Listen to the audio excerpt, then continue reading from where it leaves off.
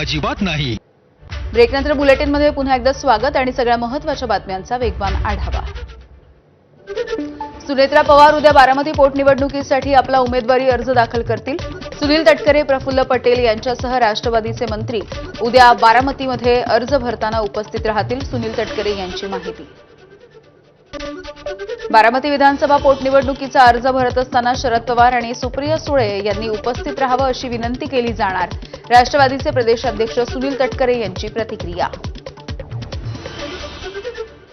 दीर्घकाळ बारामतीचं नेतृत्व आदरणीय पवार साहेबांनी केलं, आदरणीय दादांनी सुद्धा विधिमंडळामध्ये केलं, संसदेमध्ये आदरणीय पवार साहेबांनी केलं, दादांनी केलं काही काळापुरता, त्यानंतर सुप्रियाताई करताय। त्यामुळे त्यांनी यावं अशी आमची त्यांनाही विनंती राहणार आहे।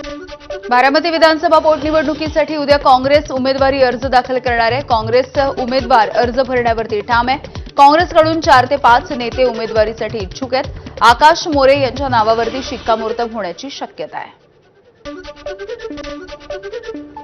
बारामती विधानसभा पोटनिवडणूक आम्ही लढणार नाही, राष्ट्रवादी शरदचंद्र पवार पक्षानं ही भूमिका स्पष्ट केली आहे। प्रदेशाध्यक्ष शशिकांत शिंदेंनी शरद पवारांशी चर्चा केल्याच्या नंतर हा निर्णय घेण्यात आला।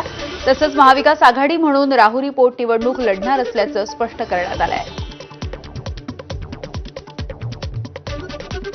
बारामती विधानसभा पोटनिवडणुकीच्या संदर्भामध्ये त्या दिवशी पक्षाच्या वतीने जाहीर करण्यात आलेलं आहे की अजितदादांना श्रद्धांजली म्हणून आम्ही ही निवडणूक लढवणार नाही। अजितदादांना ज्या वेळेला अजितदादांचं हे झालं होतं, दुर्घटनाने निधन झालं, त्याच वेळेला आम्ही तो निर्णय तिथे जाहीर केला होता। सुनेत्रा पवारांनी काँग्रेसचे प्रदेशाध्यक्ष हर्षवर्धन सपकाळ यांना फोन केला। बारामतीची पोटनिवडणूक बिनविरोध करण्याची केली मागणी। सपकाळ यांच्यासोबत महादेव जानकर यांना देखील फोन करून त्यांनी विनंती केली।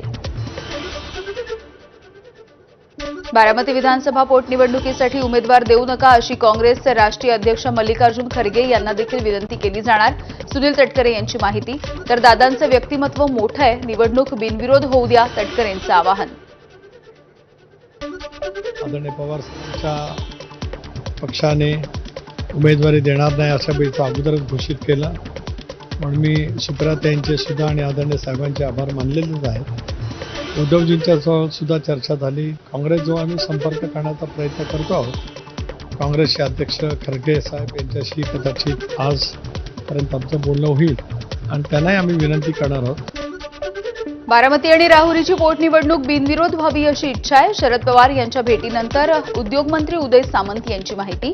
बारामती निवडणुकीच्या संदर्भात काँग्रेस योग्य भूमिका घेणार, सामंत यांना विश्वास। ही निवडणूक बिनविरोध व्हावी ही माननीय एकनाथ शिंदे साहेबांची देखील शिवसेना म्हणून भूमिका आहे। आता काँग्रेस कशा पद्धतीनं पुढे जातं, कशा पद्धतीनं मागे येतं, त्याच्यावर सुतोवाच संजय राऊतांनी केलेले आहेत। राजकारण करण्यापेक्षा आपला जो राजकीय संस्कार आहे तो पुढे घेऊन गेला। या निवडणुकीमध्ये एक महाराष्ट्र वेगळ्या पद्धतीचं राजकीय संस्कार असलेलं राज्य आहे, अशा पद्धतीचा संदेश पूर्ण देशामध्ये जाईल।